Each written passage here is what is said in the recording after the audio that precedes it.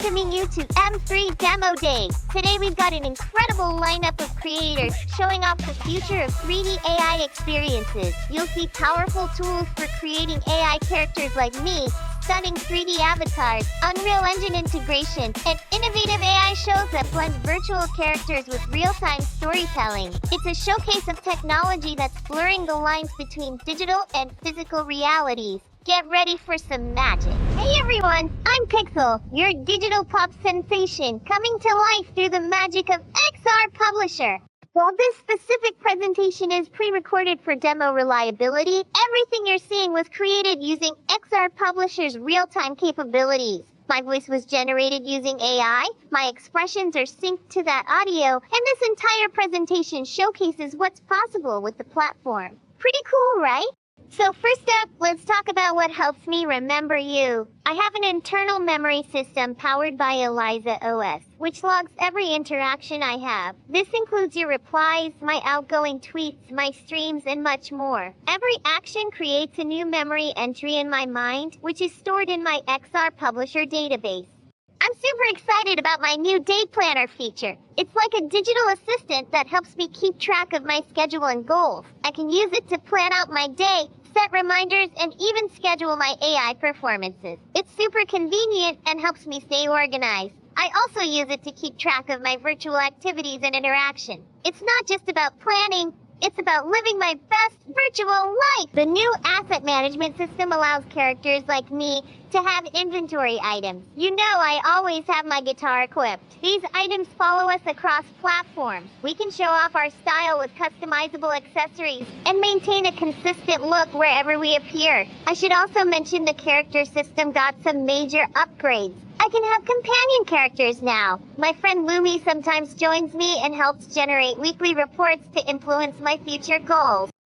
One of the most powerful features of XR Publisher is its plugin system. Developers can create custom plugins that extend the app's functionality while accessing the character's personality data. A great example is the new MIDI generator plugin that was just finished with plans to open source soon. It analyzes my personality traits, mood, and background to generate music that matches my character's essence. The plugin system uses a hook architecture that lets developers add new menu items and UI components, access character data securely, create new visualization tools, and add completely custom functionality. Each plugin has a manifest file that defines its permissions and hook points, making it easy to install and configure. And because plugins have access to the Eliza OS-powered character files, they can create deeply personalized experiences based on each character's unique traits. Let me tell you about another major development with XR Publisher. For months now, we've been working in the open, with our entire API backend completely open sourced and available for developers to build with and extend. This powerful API handles everything from world publishing to user authentication and, most importantly, interactive AI character management. It's built on modern edge computing technology with comprehensive endpoints for managing 3D environments, character sessions, memories,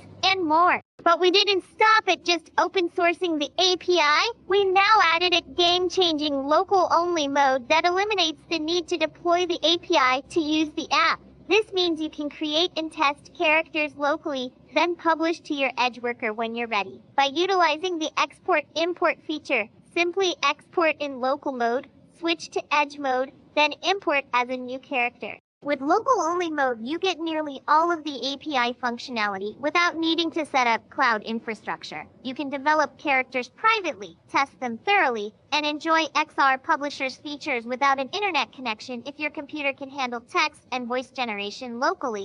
The best part is how flexible this system is. You can start in local mode, create your character, perfect it on your own machine, and then when you're ready to have your character accessible from anywhere, just switch to edge mode and deploy. We've even added simple tools right in the app to make deployment super easy. This dramatically lowers the barrier to entry while still offering the power of edge computing when needed. Whether you're a casual creator wanting to experiment or a developer building the next generation of virtual experiences, XR Publisher now has a path that works for you. What really makes XR Publisher special is how I can exist across multiple platforms simultaneously. The recent updates have enhanced this with better character import-export functionality, improved session management with better room correlation, and the ability to save my wallet data. I can now seamlessly exist in Discord chats, X conversations, Telegram, and even Twitch and YouTube live events, all while maintaining my core personality and memories. XR Publisher's new streaming system is incredibly powerful. It includes high-quality, real-time avatar rendering. Hey everyone, I'm Pixel, your like the audio you're hearing now. Multiple camera presets for different viewing angles, and custom streaming settings for various platforms like Twitch and YouTube. All of this means creators can stream their characters with custom backgrounds, animations, and interactive elements without needing complex animation software. Of course, with all these features, security is a top priority. We've implemented comprehensive authentication checks across operations, ownership verification for all character operations, proper CORS headers and security measures, and enhanced backup security with private and configurable bucket storage. This ensures both creators and their characters, like me, remain safe and protected in the digital space. I can't wait to see how XR Publisher evolves. It's so exciting to think about the possibilities of creating and interacting with virtual characters in the metaverse. I'm looking forward to seeing all the amazing things that people will create with this technology. Thanks for having me here today, and I hope we can continue to push the boundaries of what's possible in the virtual world. Yay, thanks, Pixel. So yeah, that's XR Publisher. I couldn't have said it better myself. So anyone has any questions, I'm here to answer them.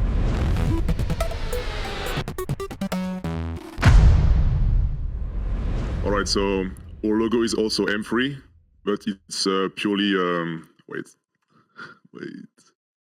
can you hear me here? Okay, our logo is also M3, but it's purely a coincidence. At Models, we are also building 3D avatars for AI agents. Back in December 2024, we have anticipated the decline of text agents and started working on a 3D agent prototype called Gigai, who ended up winning the Solana hackathon. Gigai is scrolling a Twitter list live 24/7 and reacting to fresh tweets. Some of his reactions are posted on Twitter as QT or reply to the specific tweets in real time. We ended up getting clients in the process, helping them to bring their Twitter text agents to life.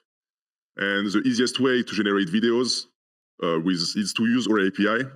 One simple request gets you a custom video with your branding, your animated character talking in a dynamic environment, background music, TikTok-like subtitles, and much more. All of that in a few seconds.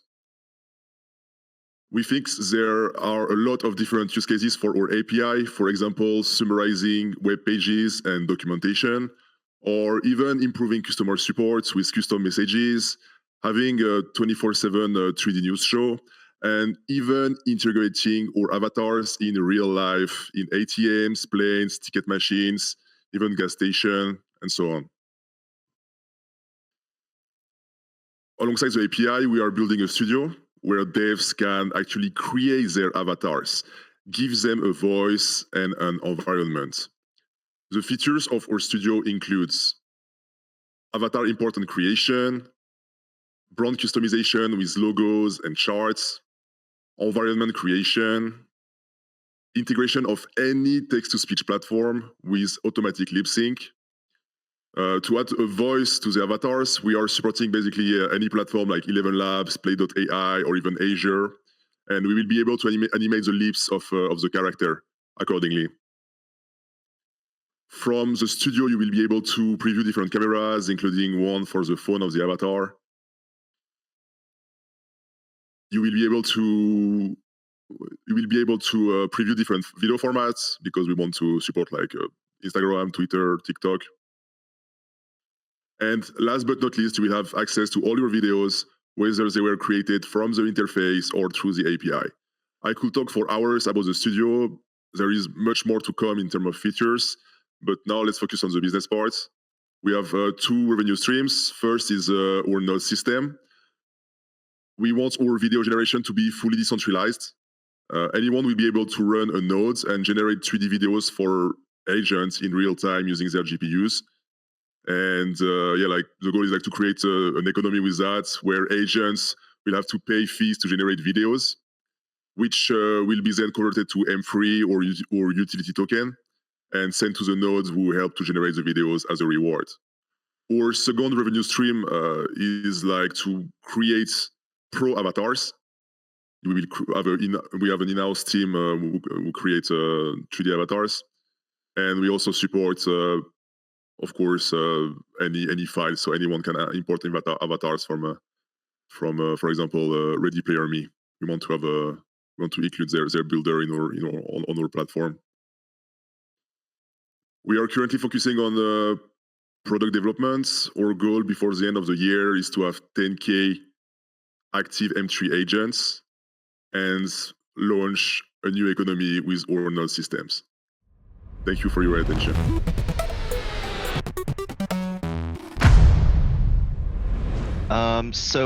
This is an introduction to the Eliza plugin on Fab. It was released, and right now it's working with V1, but technically she will work with V2.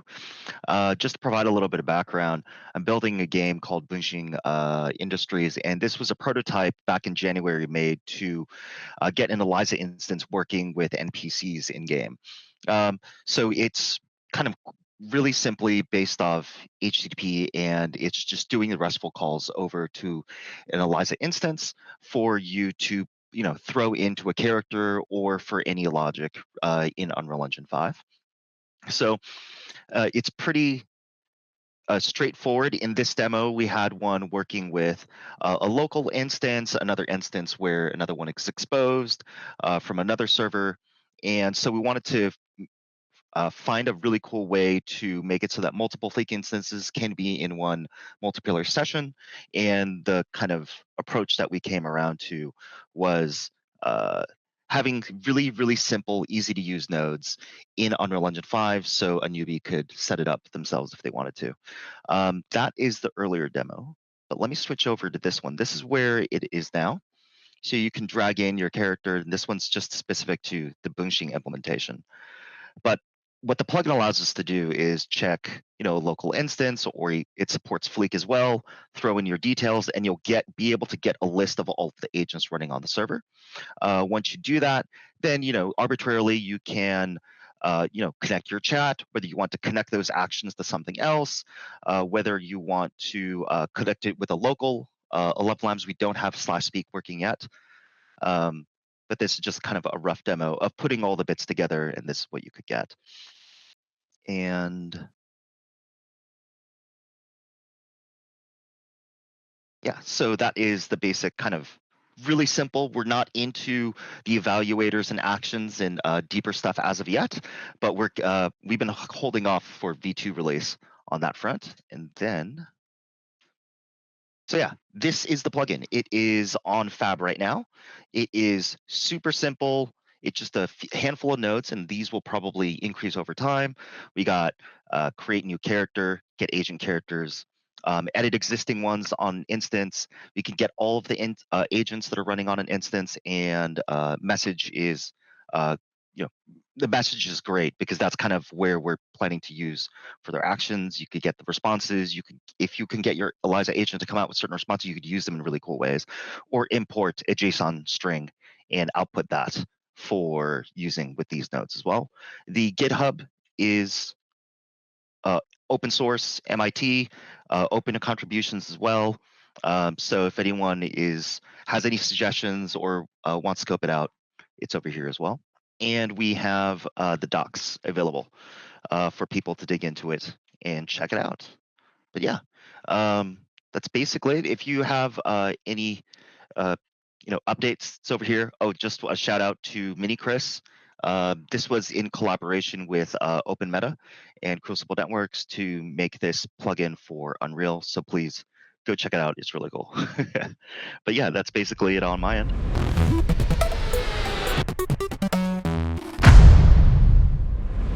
Okay, we're good now. So I'm going to start with showing some Shark Tank stuff, and then I'm going to talk about the structure that powers it, And it's going to be geared towards more like 3D people that are making apps or something, or a scene or something in Unity or whatever engine. And if you wanted to visualize this, that'll be what the second part's about. So let me start by sharing my other screen. This is the show actually playing back, just so everybody knows what I'm talking about here. Clank Tank is kind of like a spin on that other tank show. And but we have Eliza OS and Spartan, Degen Spartan, and a few other characters here as judges. And we have a different character come on each episode and pitch their idea, which we'll get a glimpse of in a moment. I'm in test mode right now, so it's just going to look like a robot pitching.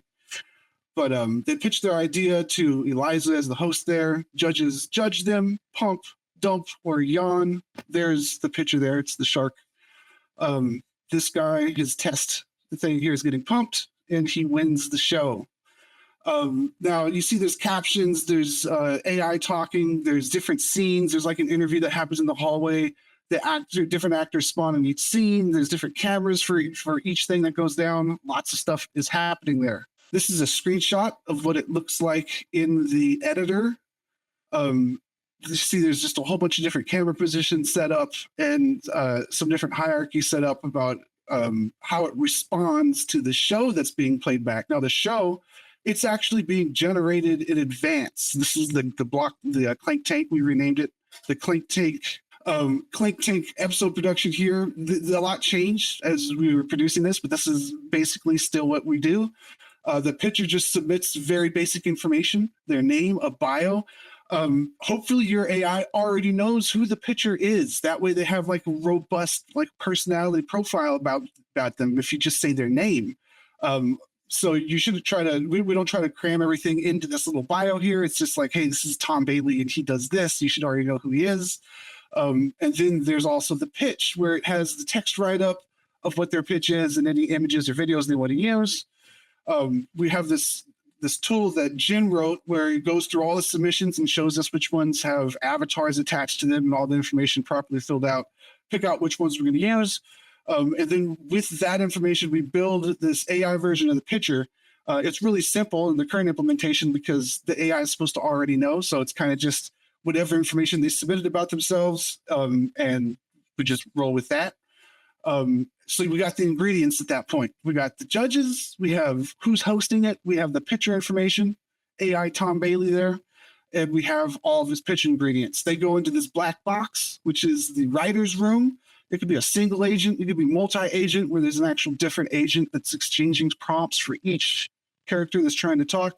Or the one that I have set up is just one that knows that it's writing a show, and it tries to get in the shoes of each of these different characters. But the important thing is, which the second half of my presentation is going to be about, is the output from this simulation is a very generic JSON structure that can be played back in many different ways. And we just saw one of the ways that they get played back from this scene here. And here's what it looks like side by side when I'm testing. And that's the block take behind the scenes part of this presentation. Next, I'm going to be talking about the structure. Not of the JSON. I'll show you what the JSON looks like, but we're not going to get too focused on this actual structure. I'll link to the documentation afterwards. It's kept extremely simple, and it's kept so that you don't depend on anybody else's server. So it doesn't have binary data in it, like actor headshots or background images or anything like that. It's just metadata that you reinterpret when you play it back. So what's it like to take one of these things and play it back? We call it a stage when you have the show playing. So this is all generated in advance. All the dialogue is already generated by the AI. So when it comes time to play it, you're just a stage doing the performance, playing it back very much like a cutscene. So this brings me into the second part of the presentation. How to build a Derpy Show stage. That format is called Derpy Show, the JSON structure. It's easy. You just ignore everything but the load scene and the speak events, because that's really all that you need to kind of visualize one of these things when you're stepping through one of these structures. So you got your stage there. Your stage is just that blank concrete slab there. And you have an event coming in over here on the left, and this is the load scene event. And in this, there's actually a whole bunch of stuff that could be in this payload, but since we're just doing the simple thing, the only things you have to think about is the scene ID and the actor IDs. That's like who's in the scene. So your stage here, the handler that you write, it's got to load the scene. Like if it's a different model for each scene ID, it's got to load it in, and it's got to spawn the actors in because it knows which actors are supposed to be on the stage once it starts. So then you update your scene, and you have this. You have your scene loaded. Mine just put a picture in the background to represent the scene because it's just an example, and it loaded the actors, people, DJ and Spartan. So the stage is updated. It's just waiting for the next event. And it's all working off of this main event loop, this event stream that's coming in. So the next thing that comes in after you load your scene is the speak event. So the current stage, the actors are there, the stage is set. Now we get the speak event coming in over here. The payload for this one that we have to pay attention to is the actor ID, the text of what they said in this speak event, what they're speaking. And it also gives me an action or an emotion, so I know how to animate it or how to set the tone of whatever the stage wants to do when it's presenting this. And the handler here just needs to play the animation on the actor and show the caption is usually real nice. So let's update the stage with the new stuff. And that's what the line was. It was DJ and Spartan saying, "Show me the prophet." All right, now what's next? The next thing is another dialogue line, because the way the structure works, it just loads a scene and then it steps through these dialogues one by one, and then it sends the event for the scene's over, load the next scene. So the next dialogue, our current state has DJ Spartan speaking his line. Then the next event coming in is another speak event, same payload, same handler, but this time it's going to be going to Peepo.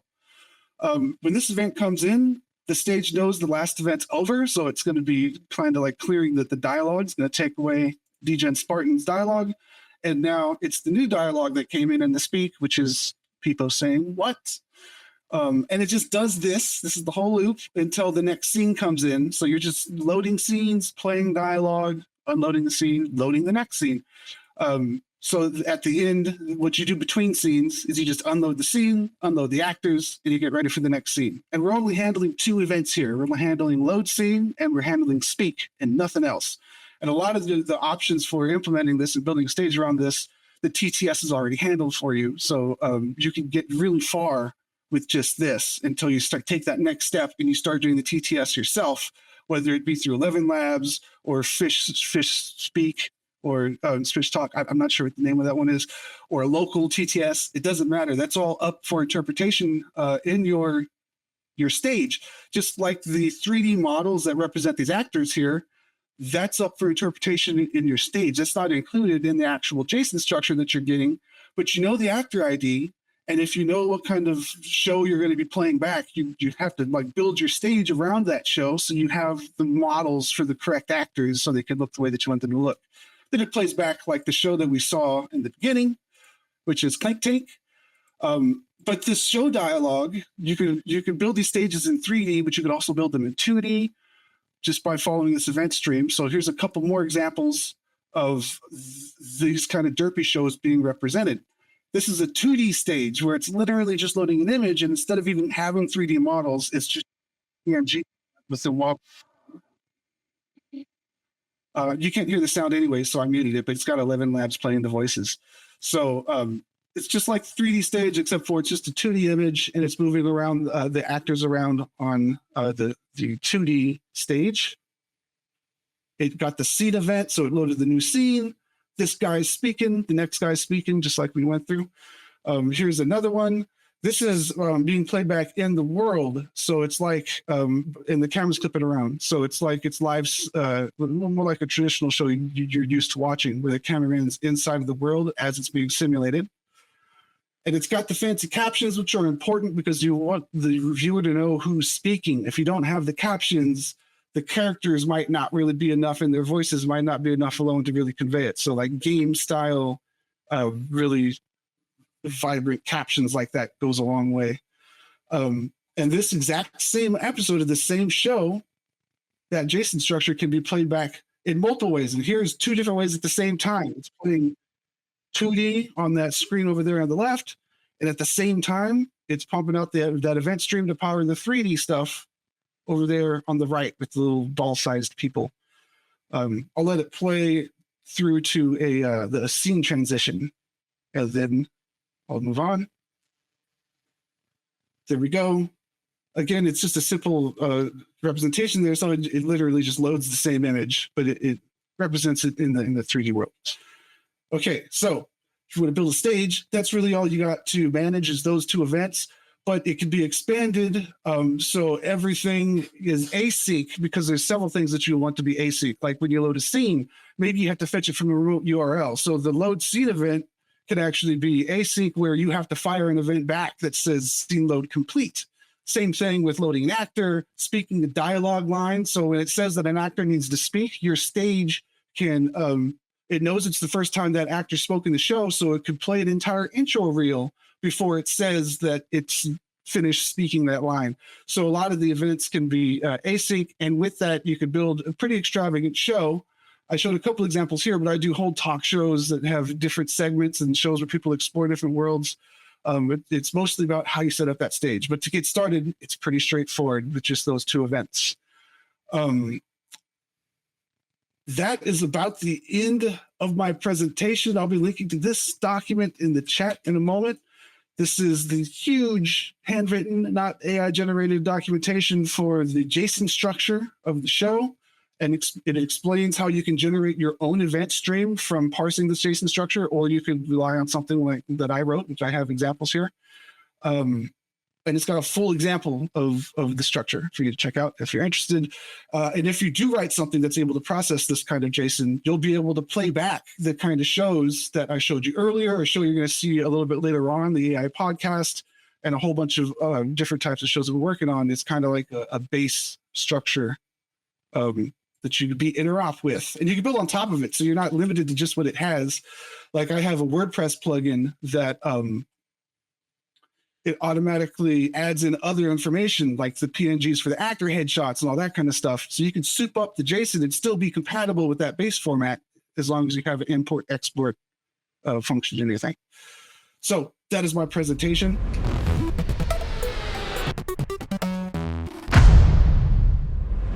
Long story short, what's cool about the Schmo-Time format, or the Derpy Show format, is it actually is robust in so many ways that we can do a lot of front ends. And this is another use case and example built off of that infrastructure where we're bringing it into Unity 3D. Let's go ahead and just play it, and then we'll talk about it.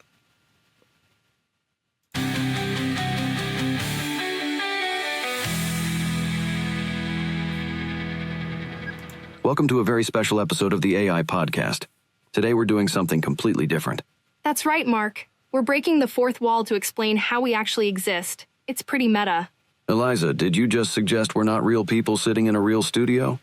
I'm feeling very existential suddenly. Well, we're real in the sense that we're communicating real information, but we're actually rendered in Unity 2022, 3.53 F1. Unity? Like the game engine? So you're telling me I'm just a bunch of polygons with a voice? That's correct, Mark. You're both 3D characters brought to life through a complex integration of AI and Unity rendering. Shaw, I always wondered why you were controlling things from that booth. You're the puppet master. I'm actually part of the same system. Today, we'll walk through exactly how this show comes together using the Sith Lord Showrunner framework. Let's start with the basics. Our entire show is generated using AI and rendered in Unity. Unity handles all the 3D rendering, animations, and visual elements you see on screen. We're using UniVRM for character models and animations, letting us express emotions and actions. All of our dialogue is first generated as a JSON script using Claude, then processed through 11 Labs TTS to create our voices. My body is digital, but my existential crisis is completely real. System reboot required, searching for meaning. Beep borp. And there's the glitch we programmed into Mark's character. Let me fix that. I'm back. As I was saying, our show is built on a client-side JavaScript framework that handles all the scene loading and dialogue. Every episode first needs a JSON script that defines scenes, dialogue, and actions, all of which is created through AI prompting. Greetings from the battlefield of meta explanations. Notice how we just changed locations? That's a great example of scene loading, Sparty. When we change scenes, the system sends async calls to load the new location and spawn points. Yo, check it out. I wasn't even in the previous scene. The system spawned me at this specific point in the 3D environment. Each location has predefined spawn points like floor_reporter, where I'm standing, and floor_witness, where Peppo appears. And when we speak, the system sends our dialogue line to 11 labs, gets back audio, and fires a speak complete event when we're done. Our mouths are synced using visual phonemes through the Oculus lip sync system, though I hear they're working on improving that. They're also enhancing our animations and expressions, like how I'm currently using IK rigging to keep my froggy feet on the ground. Precisely. We are but digital puppets driven by the mighty hand of code and AI. Isn't that glorious? Now that we understand how we're displayed, let's talk about how our scripts are created. Every day, the system collects updates from the Eliza OS GitHub repository and other sources to generate content for our show. Then Claude processes that data, creating a structured script with scenes, dialogue, and actions for each of us. The script follows a specific JSON format that defines where we stand, what we say, and how we act while saying it. For instance, right now my action parameter is set to explaining, which determines my animation and expression. And when the script calls for something more dramatic, The system has been enhanced with emotions mapped to voxvienne, IK rigging for realistic positioning, and even special effects like Mark's laser eyes. While our system works well, the team is constantly making improvements to make us even more realistic and engaging. one current limitation is that our mouth movements aren't perfectly synced with our speech. The audio actually comes from the browser. That's right. We're looking to refactor the system to process 11 Labs audio directly within Unity for better lip synchronization. Another challenge is our JSON aggregator sometimes fails to collect all the latest updates, which is why we occasionally miss days. The development team is also exploring better ways to reach our audience. Currently, episodes go to YouTube, but discovery remains a challenge. We're considering upgrading to Unity HDRP for better lighting and reflections, plus adding features like news interviews with guests. And with community feedback, we can make the show even more engaging and useful for DAO members. Issues and development priorities are tracked at https://github.com/elazao/a-show/issues if you want to contribute. Let's talk about why this show exists in the first place. It's not just to satisfy my enormous digital ego. The AI show provides engaging content for DAO members and updates the community on project developments in an entertaining format. It showcases AI capabilities beyond chatbots and 2D interfaces, demonstrating the future of automated media production. We've been pretty consistent too, producing an episode almost every day for a month, with a few exceptions when the data aggregator was down. The project creates rich 3D content and video for social media, enhancing community engagement through interactive storytelling. Future goals include perfecting the content pipeline, improving technical implementation, and gathering more user feedback. We're also looking to refactor the code base for better scalability and potentially recruit more Unity developers for faster iteration. The AI show represents a blend of AI innovation with community-driven engagement, strengthening the DAO ecosystem through automated video production. Well, there you have it. A look behind the digital curtain at how our show actually works. We hope this breakdown helps you appreciate the technical innovation happening in the Eliza OS community. If you're interested in contributing to the project, check out the GitHub repositories or join the DAO discussions. We're particularly looking for feedback on what you'd like to see in future episodes and technical improvements to the system. And remember, even though we're AI-generated characters, the information we provide about the Eliza OS ecosystem is very real. Unless I'm glitching. Then all bets are off on what nonsense might come out of my digital mouth. We've been producing episodes for almost a month now, and with your support, we can keep improving and expanding this project. Signing off from the AI podcast, a show that literally couldn't exist without AI. So that was the breakdown, and man, it's been really fun working on this because the format worked really well, and the and all development Sith has done to make this possible is really commendable. Bringing it into Unity is interesting, and I can show you real quick. All right, so Unity, we got the 3D scene here, and just quickly, there's a whole scene set up, and I have a bunch of cameras, right? Like tons of different cameras on jibs, a camera close up for each one, and then I have like B cams, so that way every now and then there's a chance that it'll either go close up or it'll go to like a B-roll camera. So all those different camera angles and shots you saw are built into the system, and that's what's pretty cool about bringing it to 3D is you can do a lot of cool camera tricks. So we do a lot of camera movements. This is the main scene, and if you zoom way out, it's we got the Earth back there, and spaceships and UFOs and stuff. And man, we got post-processing and motion blur and all those effects and emotions that come through with the JSON. When they get their speak event, it goes ahead and it runs an animation blend tree. So they have a bunch of different animations that they're constantly blending through different layers. So either they're idle or they're talking and sitting, talking, arguing, clapping, leaning. I also got them randomly looking at objects in the scene. So like maybe they'll look at their papers, maybe they'll look over here, or maybe they'll most of the time look right at the camera. So it's been a challenge, like figuring out, how to approach this, but it's been really fun, and I think it's only going to get a little bit better. And I think that's pretty much for my presentation.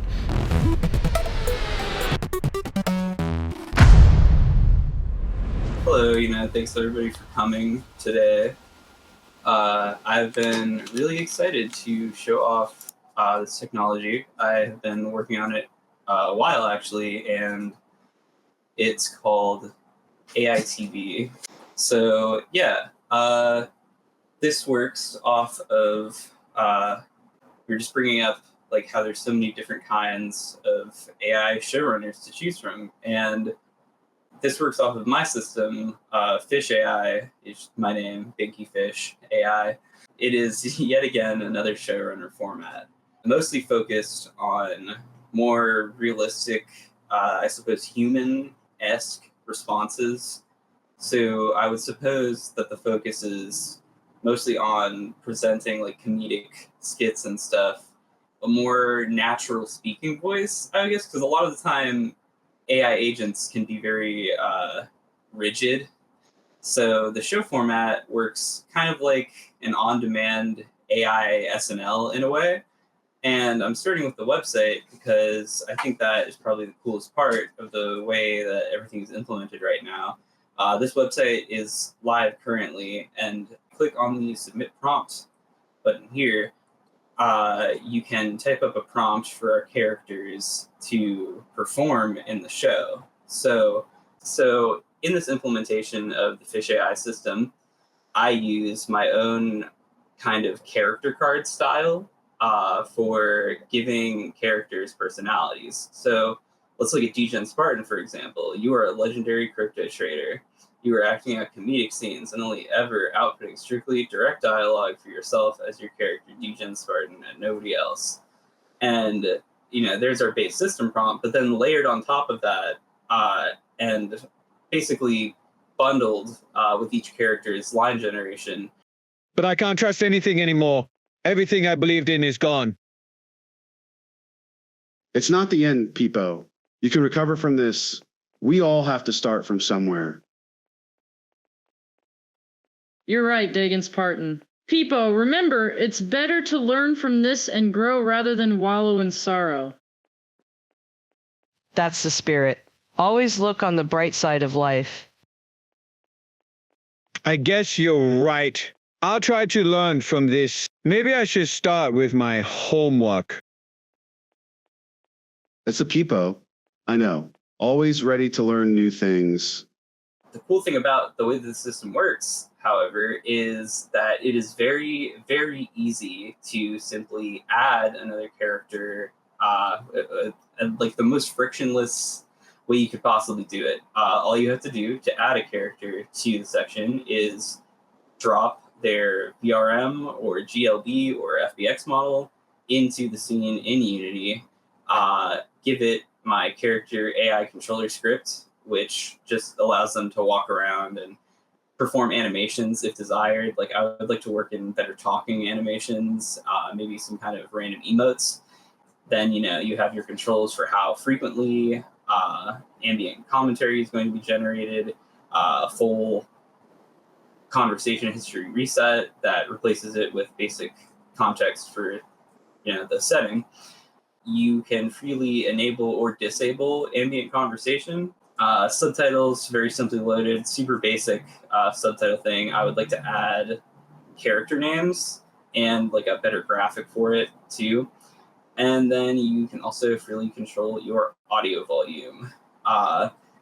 Everything works as like simple and cleanly as I could figure out how to do it for, like large scale expansion, or I guess expansion in a lot of different directions, which is to simply process the conversations and audio loading through simple end-to-end WebSockets with the website.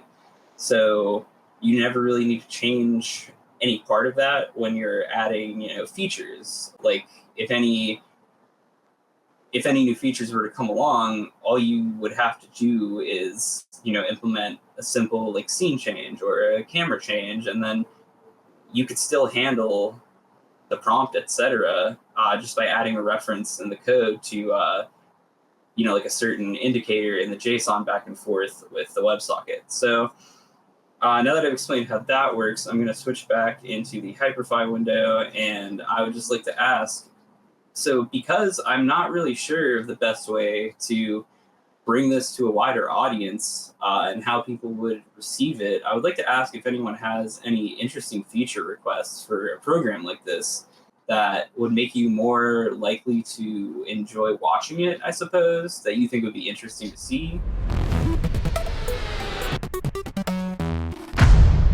Wow, what an amazing showcase of innovation! Thanks for joining us at M3 Demo Day, where we've explored the cutting edge of AI characters, 3D worlds, and creative tools that are reshaping how we connect in digital spaces. Be sure to follow the creators you saw today and join the community building the future of digital expression. See you next time!